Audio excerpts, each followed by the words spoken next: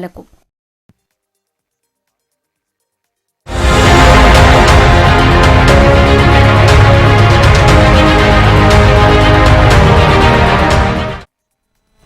Good morning and welcome to Biz Buzz. ఇవాల్టి Biz Buzz లో మనతో పాటు స్టూడియోలో ఉన్నారు stock market analyst and Ganugupati trading academy నుంచి శ్రీరామచంద్రమూర్తి గారు.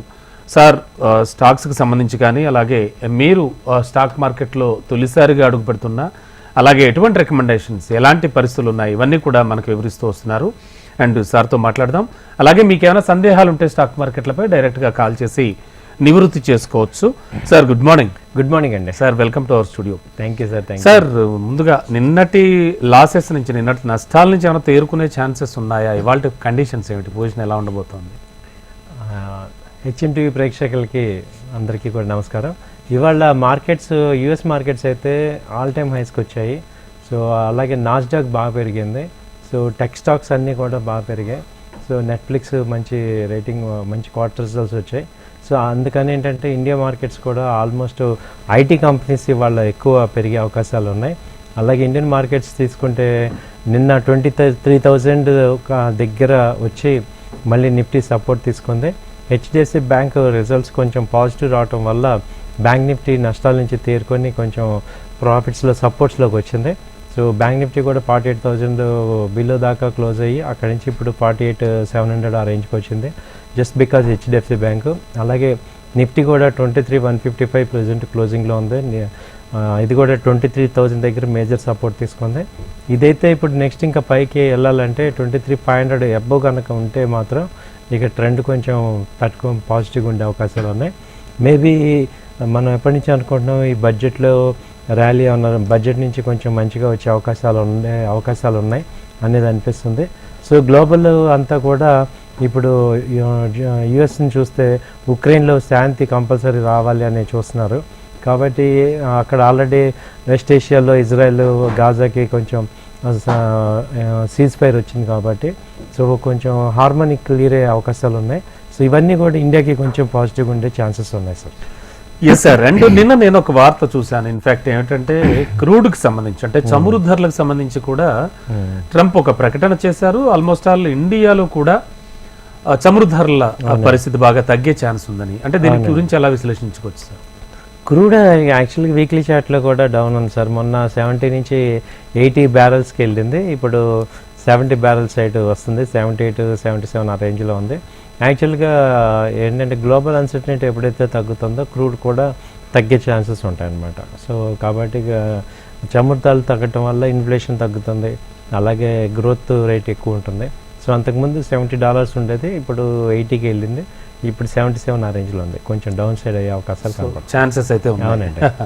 ఓకే అండి. సార్, మనం రెగ్యులర్గా మొన్నటి నుంచి కూడా బడ్జెట్కి సంబంధించి కొన్ని చాలా చక్కటి విశ్లేషణ ఇస్తున్నారు, ప్రేక్షకుల సందేహాలకు సమాధానాలు ఇస్తున్నారు. ఎనర్జీ కానీ, ఆటోమొబైల్ కానీ, సెక్టర్స్ కానీ మాట్లాడుకున్నాం మనం.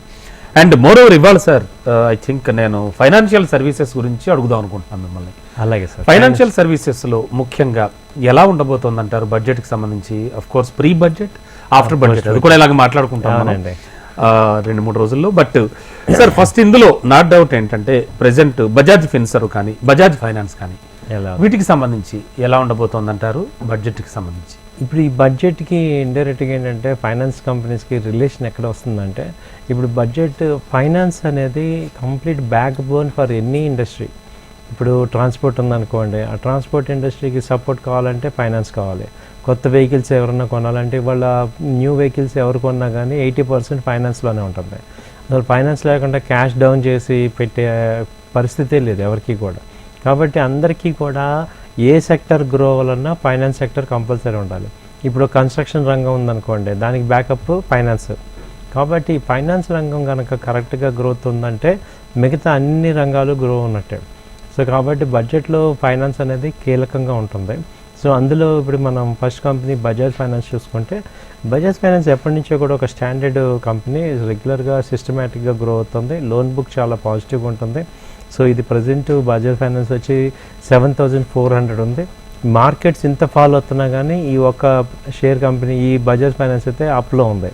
ఇది లాస్ట్ టైం లో వచ్చి 6,500 అదే ఆ రేంజ్లో ఉంది, ఇప్పుడు 7,400 ఆ రేంజ్లో ఉంది. వీక్లీ చార్ట్స్ పాజిటివ్గా ఉన్నాయి. సో సో ఇదేంటంటే ఒక రేంజ్లో ఉంది, అంటే దాదాపు 7,800 నుంచి 6,500 ఈ మధ్యలో ఉంది. సో ఏదైనా బ్రేక్అవుట్ 7,800 పైన వెళ్తే కానీ ఇంకా మళ్ళీ ఫర్దర్గా గ్రోత్ రాదు. ప్రజెంట్ అయితే పాజిటివ్ ట్రెండ్లో ఉంది ఇది బజాజ్. సార్ బజాజ్ ఓకే, అంటే దాన్ని సజెస్ట్ చేస్తారు. And sir Cholamandalam, what about Cholamandalam finance? ఇది కూడా చాలా అవునండి. చోళమండలం ఫైనాన్స్ వచ్చి మనకి సౌత్ సైడ్ బాగా ఫేమస్. సో తమిళనాడు కానీ కేరళ కానీ ఆంధ్ర కానీ మంచి ఫేమస్ కంపెనీ. ఇదేంటంటే అంతకుముందు ఆల్ టైమ్ హై 1640 దాకా వెళ్ళింది, ఇప్పుడు 1250 ఆ రేంజ్లో ఉంది.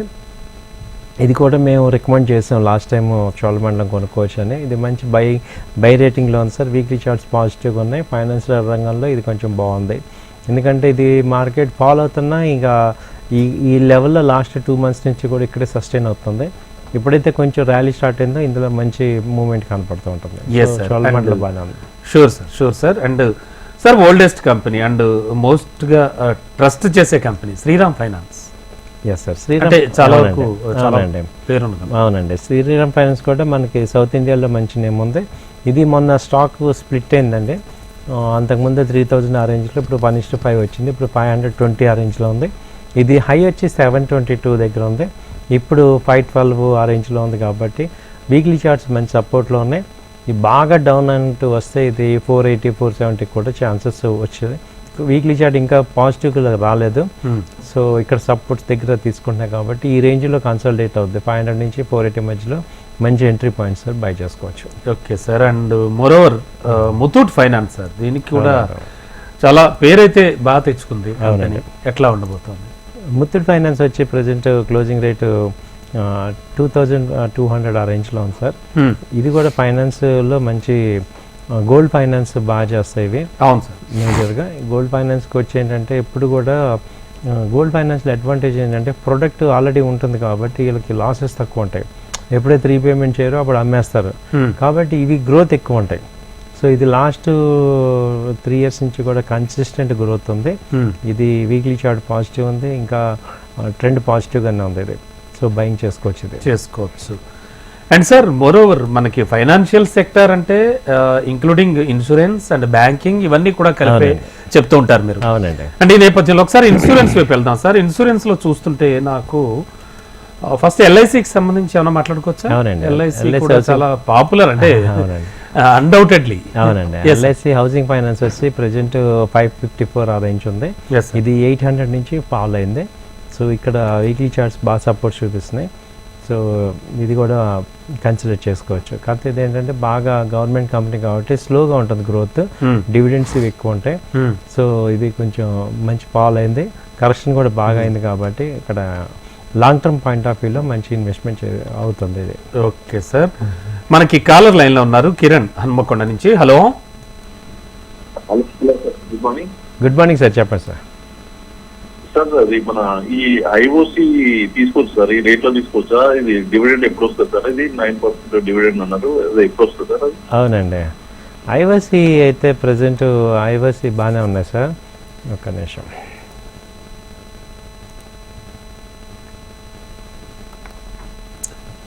ఇప్పుడు ప్రజెంట్ రేట్ వచ్చి 130 ఆ రేంజ్ ఉంది. ఇన్వెస్ట్మెంట్ ఇప్పుడు అంతకుముందు 185 ఆ రేంజ్ నుంచి ఇప్పుడు ఫాల్ అయింది. సో మంచి ఎంట్రీ ఇస్తారు, ఇది బాగానే వస్తుంది. సో డివిడెండ్ ఇచ్చినప్పుడు ఏమవుతుందంటే దాని తగ్గట్టుగా రేట్ కూడా అడ్జస్ట్ అవుతుంది, కాబట్టి దాన్ని కూడా మనం తట్టుకోవాలి. మీరు ఫ్రీ అమౌంట్ పెట్టుకోండి సార్, క్యాపిటల్ ఫ్రీ అమౌంట్ పెట్టుకోండి. ఒక 2-3 months హోల్డ్ చేస్తే అటు డివిడెండ్ వస్తుంది, ఇటు ప్రైస్ హైక్ కూడా ఉంటుంది, డబుల్ బెనిఫిట్ వస్తుంది. Okay sir. మనకి తాడిపత్రి నుంచి శ్రీనివాస్. హలో. హలో, నమస్తే సార్. నమస్తే సార్, చెప్పండి సార్. మేము మా దగ్గర షేర్స్ ఉన్నాయి, నిన్న రిజల్ట్ వచ్చింది సార్. ఏమన్నా ర్యాలీలో రేట్కి రావచ్చా, అట్లే పెట్టుకోమంటారు సార్? ఏ కంపెనీ? Heritage food sir. హెరిటేజ్. ఏ రేట్లో కొన్నారు సార్? మేము 5:20 ఉన్నాం సార్. ఏమన్నా ర్యాలీలో రేట్ వచ్చేసా, అట్లే ఉంచుకోవాలా సార్? రిజల్ట్ బాగుంది అంటున్నారు. అవును, బాగుంది. ఇప్పుడు మీకు అంత అవసరం లేదు అన్నప్పుడు హోల్డ్ చేయండి సార్. అంటే ఇప్పుడు ఎంత అమౌంట్ అవసరం లేని హోల్డ్ చేయండి. కొంచెం ప్రాఫిట్స్ వస్తే ఇప్పుడు 700-800 దాకా కూడా అంతకుముందు వెళ్ళింది. ఈసారి ర్యాలీలో మంచిగా వచ్చే ఛాన్సెస్ కనపడుతున్నాయి. సో కాబట్టి హోల్డ్ చేసుకోవచ్చు. ఇంకా 3-4 years హోల్డ్ చేసుకుంటే అది 800-900 కూడా బ్రేక్ అయ్యేటట్టుగా ఉంది. సో లేదు నేను కొంచెం ప్రాఫిట్ బుక్ చేస్తానంటే ఒక 50% బుక్ చేయండి, 50 హోల్డ్ చేసుకోండి, మళ్ళీ డౌన్ లైన్లో మళ్ళీ కొనుక్కోండి. అలా రొటేషన్ కూడా కొంత చేసుకోవచ్చు. Yes sir. సరే, ఎల్ఐసి గురించి మాట్లాడుకుంటున్నాము, ఎట్లా ఉండబోతుంది అనేది. ఎల్ఐసి అదే సార్, పాజిటివ్గానే ఉంది. ఎల్ఐసి హౌసింగ్ ఫైనాన్స్ వచ్చి సో అది అంతకుముందు 800 నుంచి ఇప్పుడు పాలే 550 ఆ రేంజ్కి వచ్చింది. సో ఎంట్రీ చేసుకోవచ్చు, బాగానే ఉంది. Definitely sir. అండ్ ఎల్ఐసి తర్వాత హెచ్డిఎఫ్సి లైఫ్ సార్, ఇది కూడా చాలా, అవునండి, దీనిపై కూడా చాలా మంది డౌట్స్ అడుగుతూ ఉన్నారు. హెచ్డిఎఫ్సి లైఫ్ వచ్చి ఇప్పుడు ఇది 750 760 ఆ రేంజ్ ఉంది. ఇప్పుడు లో లెవెల్ వచ్చి 600కి వచ్చింది. అంతకుముందు ప్రీవియస్గా వచ్చి 544 ఆ రేంజ్ ఉంది. వీక్లీ చార్ట్ అయితే ఇది పాజిటివ్లో ఉంది. సో ఎల్ఐసి ఇప్పుడు హెచ్డిఎఫ్సి లైఫ్ కూడా బాగానే ఉంది సార్. ఇన్వెస్ట్మెంట్ పాయింట్ ఆఫ్ వ్యూలో మంచి ఎంట్రీ ఇది. Sure sir. And ICICI prove sir, it's also proved I think. అవునండి, ఐసిఐసిఐ ప్రూవ్ కూడా ఇది అంతకుముందు 800 దాకా వెళ్ళింది, ఇప్పుడు 600 ఆ రేంజ్లో ఉంది. సేమ్ ఇది కూడా 550 మేజర్ సపోర్ట్. ఇక్కడేమో వీక్లీ చార్ట్ ఇక్కడ నుంచి బై అండ్ డిప్స్ లాగా చేసుకోవచ్చు. కూడా మంచి కంపెనీసే. సో ఇప్పుడు మనం మాట్లాడుకున్న కంపెనీలన్నీ కూడా కొత్తగా ఇన్వెస్ట్ చేసే వాళ్ళు కూడా స్టాండర్డ్ కంపెనీస్, టాప్ 200 కంపెనీస్ కాబట్టి వీటిల్లో మనం ఇన్వెస్ట్ చేసిన మంచి రిటర్న్స్ అయితే మనం ఓవర్ ఏ పీరియడ్ వస్తాయి, ప్రాబ్లం లేదు. ఓకే అండి. అండ్ బడ్జెట్ ఎఫెక్ట్ ఎంతవరకు ఉంటుందంటారు? అంటే జనరల్గా సామాన్య మధ్యతరగతి ప్రజలంతా బాగా ఎదురు చూస్తూ ఉంటారు. అవునండి.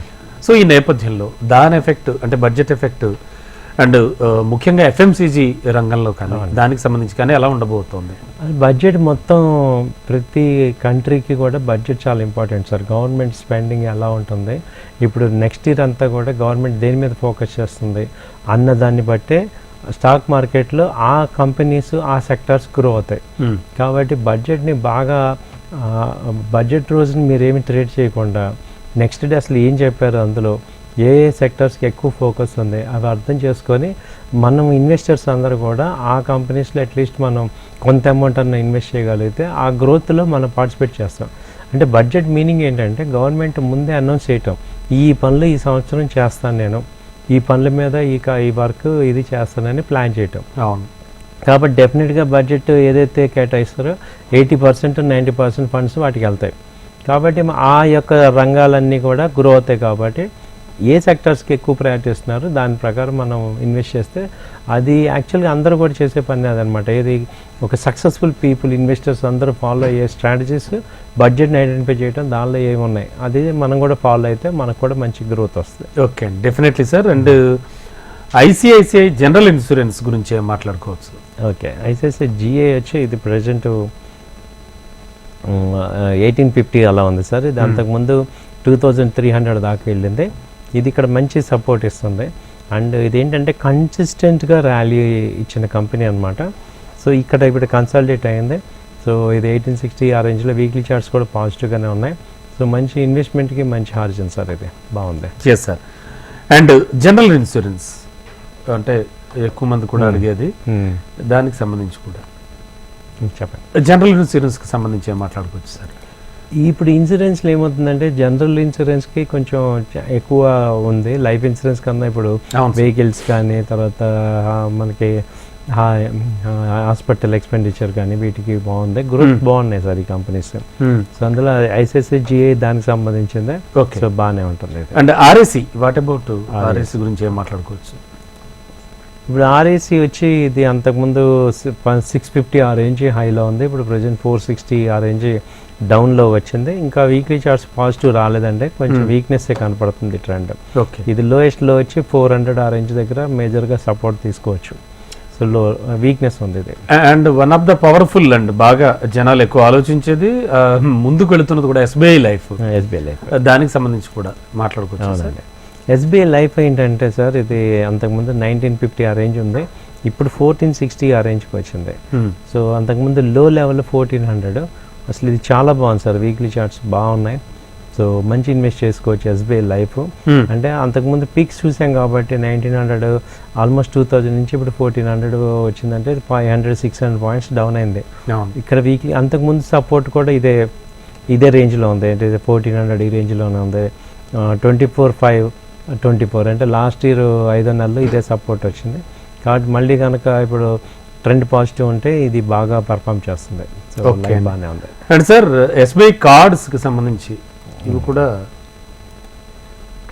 ఎస్బీఐ కార్డు కూడా ఇది ఆల్రెడీ గ్రోత్ స్టార్ట్ అయిపోయింది సార్. ఇది అంతకుముందు ఇది హై తీసుకుంటే ఆల్ టైమ్ హై ఇది అంతకుముందు 1100 అలా ఉంది. ఇప్పుడు 750 ఆ రేంజ్లో ఇప్పుడు ప్రెసెంట్ ఉంది. ఇది రీసెంట్ లో వచ్చి 660 670 ఆ రేంజ్ నుంచి ఇప్పుడు 760 దాదాపు వెళ్ళింది. సో వీక్లీ చార్ట్స్ చాలా పాజిటివ్గా బాగున్నాయి. సో ఇది అంతకుముందు ఇప్పుడు హై వచ్చి తీసుకుంటే 850 ఆ రేంజ్ దాకా ఛాన్సెస్ ఉన్నాయి. సో ఎస్బీఐ కార్డ్ అయితే ఆల్రెడీ స్టార్ట్ అయింది ర్యాలీ. సో ఆల్రెడీ మనం ర్యాలీలో పార్టిసిపేట్ చేయొచ్చు, బాగానే ఉంది. Yes sir. And Axis sir banking, yes sir, బ్యాంకింగ్లో యాక్సిస్. ఇప్పుడు ఫైనాన్షియల్లో ఇంకొక సెగ్మెంట్ ఏంటంటే బ్యాంకింగ్ సెగ్మెంట్ కూడా ఫైనాన్షియల్లో ఉంది. సో ఇప్పుడు యాక్సిస్ బ్యాంక్ తీసుకుంటే యాక్సిస్ బ్యాంక్ అయితే లాస్ట్ క్వార్టర్ రిజల్ట్స్ 2 quarters నుంచి కూడా పెద్ద పర్ఫార్మెన్స్ రావట్లేదు. ఎన్పిఎస్ ఎక్కువ ఉన్నాయి. సో ఇప్పుడు 960 ఆ రేంజ్లో ఇప్పుడు ప్రెసెంట్ ఉంది. సో వీక్లీ చార్ట్ అయితే ఇంకా వీక్గానే కనపడుతుంది. సో డౌన్ ట్రెండ్ చూపిస్తుంది sir Axis bank. Yes sir. So weakness ఉంది. ఓకే అండి, ఓకే. అండ్ బ్యాంకింగ్ సెక్టర్లో ఇంకా మీరు సజెస్ట్ చేసేటువంటి స్టాక్స్ కానీ అలాగే బ్యాంక్స్ కానీ? బ్యాంకింగ్ సెక్టర్లో ఇప్పుడు హెచ్డిఎఫ్సి బ్యాంక్ తీసుకుంటే నిన్న result in line with expectation వచ్చింది, బాగానే వచ్చింది. ఇది అంతకుముందు 1850 1870 దాకా వెళ్ళింది. ఇప్పుడు 1660 ఆ రేంజ్లో ఉంది, 1650. సో ఇదొక మంచి ఇన్వెస్ట్మెంట్ తీసుకోవచ్చు. హెచ్డిఎఫ్సి బ్యాంక్ బాగానే ఉంది. Yes sir. తర్వాత ఇంకా ఐసిఐసి బ్యాంక్ రిజల్ట్స్ ఇంకా రాలేదు, వెయిటింగ్. ఐసిఐసి బ్యాంక్ వచ్చి ఇప్పుడు 1350 ఆ రేంజ్ నుంచి ఇప్పుడు 1200 ఆ రేంజ్లో ఉంది. వెయిట్ చేయొచ్చు. అంటే టోటల్గా ఫైనాన్షియల్ సెక్టార్కి సంబంధించి ఈ టైప్ ఆఫ్ లో ఉండబోతున్నాయి. అఫ్ కోర్స్ అంటే అటు ఇటు కొద్దిగా కదలికలు ఉంటాయి కానీ. Yes sir. And sir one more thing, Trump ప్రమాణ స్వీకారం తర్వాత మార్కెట్లో మీరు గమనించిన ప్రధాన కుదుపులు ఏమైనా ఉన్నాయా ఇండియన్ మార్కెట్కి సంబంధించి? అండ్ మోరోవర్ రిలయన్స్ షేర్స్ కూడా చాలా అప్ అండ్ డౌన్స్ జరిగాయి అండ్ మోస్ట్లీ హైకి వెళ్ళాయని కూడా విన్నాను నేను. ఇన్ఫాక్ట్ అందులో ఎంతవరకు నిజం ఉంది, ఏం జరగబోతోంది, ఏం చెప్పుకోవచ్చు? రిలయన్స్ అయితే వీక్లీ చార్ట్ పాజిటివ్గా వచ్చింది సార్, రిజల్ట్స్ కూడా బాగానే వచ్చాయి. సో రిలయన్స్ బాటమ్ నుంచి పెరుగుతుంది, ఇప్పుడు 1270 ఆ రేంజ్ అలా ఉంది. సో అంతకుముందు ఇది 1325 దాకా వెళ్ళి ఇప్పుడు ప్రెసెంట్ తగ్గుతుంది. ఇది లాస్ట్ టైం హై వచ్చి 1600 దాకా ఉంది. సో రిలయన్స్ అయితే మామూలుగానే వీక్లీ చార్ట్ పాజిటివ్ చూపిస్తుంది. ఇప్పుడు అంబానీ వెళ్ళారు కనుక అవన్నీ కూడా ఇక్కడ మనకి టెక్నికల్ గా ఇంపాక్ట్ అవుతుంటాయి. Okay. So weekly chart positive, also emotional మీరు అంటూ ఉంటారు జనరల్గా. అవును సార్. సో ఇవన్నీ పాజిటివ్ గానే ఉంది రిలయన్స్. సో ట్రెండ్ పాజిటివ్ గానే ఉంది రిలయన్స్. Okay sir. సార్ మీరు మొదట మన ప్రోగ్రామ్ స్టార్టింగ్ లో మాట్లాడుతూ ఓ మాట అన్నారు, టెక్ షేర్స్ కి సంబంధించి కూడా బాగానే ఉంది, బాగానే ఉండబోతున్నాయని. అంటే టెక్ షేర్స్ కి సంబంధించి ఏం మాట్లాడుకోవచ్చు, ఎలా ఉండబోతుంది? ఇప్పుడు యాక్చువల్గా ఇవాళ ఏంటంటే ఇది నాస్డాక్ బాగా పెరిగింది కాబట్టి టెక్ కంపెనీస్ కొంచెం ఛాన్సెస్ ఉంటాయి. సో ఇన్ఫోసిస్ ఆల్రెడీ దాని యొక్క రిఫ్లెక్షన్ చూపించింది. ఇన్పి వచ్చి ఆల్రెడీ పాజిటివ్గా ఉంది. ఇప్పుడు మన రిజల్ట్స్ కూడా పాజిటివ్గా వచ్చి ఇప్పుడు 1850 ఆ రేంజ్లో ఉంది. వాళ్ళ ఇన్పి కానీ టీసీఎస్ కానీ తర్వాత హెచ్సిఎల్ టెక్ కానీ ఇవన్నీ కొంచెం అన్న పాజిటివ్గా ఉండే ఛాన్సెస్ కనపడుతున్నాయి కాబట్టి షార్ట్ టర్మ్ ట్రేడర్స్ ఏమైనా ట్రై చేయొచ్చు. అండ్ సార్ మనం గతంలో కూడా మాట్లాడుకున్నాం, చాలా మందికి అవేర్నెస్ కల్పించాం గోల్డ్ అండ్ సిల్వర్ కి సంబంధించి. సో వాటి గురించి కూడా ఖచ్చితంగా మాట్లాడుకోవాలి, ఖచ్చితంగా వార్తల్లో నిలుస్తూ వస్తున్నాయి. ఏమనుకోవచ్చు సార్? గోల్డ్ కూడా పాజిటివ్గానే ఉంది సార్. ఇప్పుడు 79,550 ఆ రేంజ్ ఉంది. నేను ఎంసెక్స్ రేట్ చెప్తున్నాను, multi commodities rate, trading rate ఇది. సో ఇది 80,000 నుంచి 80 ఇంకో 1000 పాయింట్స్ పెరిగే ఛాన్సెస్ ఉన్నాయి. వీక్లీ చార్ట్స్ అన్ని పాజిటివ్గా ఉన్నాయి. అలాగే సిల్వర్ కూడా 91,900 ఆ రేంజ్లో ఉంది. ఇది 93,000 దాకా ఛాన్సెస్ ఉన్నాయి. ఈ వీక్లోనే పాజిటివ్గానే ఉన్నాయి. గోల్డ్ అయితే డైలీ 300-400 పాయింట్స్ పెరుగుతుంది. అంతకుముందు ఇది గోల్డ్ వచ్చి 3,74,000 దాకా వచ్చింది. ఇప్పుడు ఇది 15-11 నుంచి జస్ట్ ఒక మళ్ళీ 2 monthsలో 3,000 పాయింట్స్ పెరిగింది. ట్రెండ్ పాజిటివ్గా ఉంది gold. J sir. And sir other than gold and silver metals పరిస్థితి ఏమిటి? అంటే ఆ స్పెసిఫిక్గా ఆ సెక్టార్లోనే వెళ్ళే వాళ్ళు ఉంటారు, వాళ్ళకి మనం ఎలా సజెస్ట్ చేయొచ్చు? మెటల్స్ కూడా పాజిటివ్గానే ఉన్నాయి సార్. రేంజ్లో నుంచి పాజిటివ్గా ఉన్నాయి. సో పర్వాలేదు, అవి కూడా ఇన్వెస్ట్మెంట్కి బాగానే ఉంటాయి. సో అంటే ట్రేడింగ్ ప్రోడక్ట్స్ అవి మెటల్స్ అవి. సార్ ఇవాళ నిఫ్టీ, బ్యాంక్ నిఫ్టీకి సంబంధించి ఎలాంటి సజెషన్స్? నిఫ్టీ పాజిటివ్గానే ఉంటుంది సార్. బ్యాంక్ నిఫ్టీ కూడా కొంచెం సపోర్ట్ తీసుకోవచ్చు. సో ఈ రెండు కూడా పాజిటివ్గా ఉంది, బయలునే ఉండమని చెప్తున్నాం. సో నిన్న కూడా చెప్పాము, మార్కెట్స్ టర్న్ అయ్యే ఎనీ టైం టర్న్ అయ్యే ఛాన్సెస్ ఉన్నాయి, కాబట్టి ఇన్వెస్టర్స్ కంగారు పడొద్దు, మంచి సెలెక్టివ్ స్టాక్స్ ఇన్వెస్ట్ చేసుకోండి. ఆల్రెడీ ఇన్వెస్ట్ చేసిన వాళ్ళు రేట్లు తగ్గినప్పుడు కంగారు పడకండి, హోల్డ్ చేసుకోండి.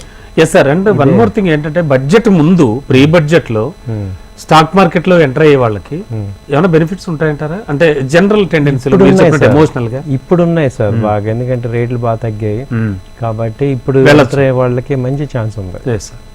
సో అది కాకపోతే ఏంటంటే ఇప్పుడు అందరూ కూడా భయపడుతున్నారు మార్కెట్ ఇంకా తగ్గిపోతుందేమో అని. అయితే మీకు ఇచ్చే కాస్ట్ ఏంటంటే, మీరు అప్పు చేసి తేవద్దు అమౌంట్ ఎక్కడ, అలాగే MTM మార్జిన్ ఫండింగ్ తీసుకోవద్దు. ఇప్పుడు మార్కెట్ బాగాలేనప్పుడు మన ఓన్ క్యాష్ తో ఉండాలి. వన్స్ మార్కెట్ ర్యాలీ వచ్చినప్పుడు అప్పుడు మళ్ళీ చేయొచ్చు. అంతవరకు అయితే ఆ తర్వాత ఎక్కువ ప్రాఫిట్స్ కానీ ముందు క్యాపిటల్ ప్రొటెక్ట్ చేసుకోవటం అనేది చాలా కీలకం. అలాగే నాలెడ్జ్ గెయిన్ చేసుకోవటం, టెక్నికల్ నాలెడ్జ్ కానీ అలాగే ఫైనాన్షియల్ ఫండమెంటల్ నాలెడ్జ్ గెయిన్ చేసుకోవటం ఇంపార్టెంట్. అలాగే కంపెనీ యొక్క రిజల్ట్స్ ఇప్పుడు వస్తున్నాయి కాబట్టి ఆ రిజల్ట్స్ని అసలు స్టడీ చేయండి, ఎలా ఉన్నాయి రిజల్ట్స్, ఏ రకంగా ఉంటుంది, నెట్ ప్రాఫిట్ ఏంటి, గ్రాస్ ప్రాఫిట్ ఏంటి, ఈ టెక్నాలజీని అర్థం చేసుకోండి. సో మనకి ఎప్పుడైనా కానీ నాలెడ్జ్ వల్లే మనం మనీ గెయిన్ చేస్తాం. Exactly, that's what. ఇప్పుడు ఆ నాలెడ్జ్కి సంబంధించి ఆ మినిమం నుంచి మ్యాక్సిమం అవగాహనకు వెళ్ళడానికి గానుగపాటి ట్రేడింగ్ అకాడమీ నుంచి క్లాసెస్, రెగ్యులర్ క్లాసెస్ వెళ్తూ ఉన్నాయి. అండ్ వాళ్ళంతా కూడా బయటకు వచ్చిన వాళ్ళు కూడా చాలా సాటిస్ఫాక్షన్ గా ఉన్నారు. ఇన్ఫాక్ట్ నేను కూడా చాలా మందితో మాట్లాడడం జరిగింది, అందుకే నేను అడుగుతున్నాను.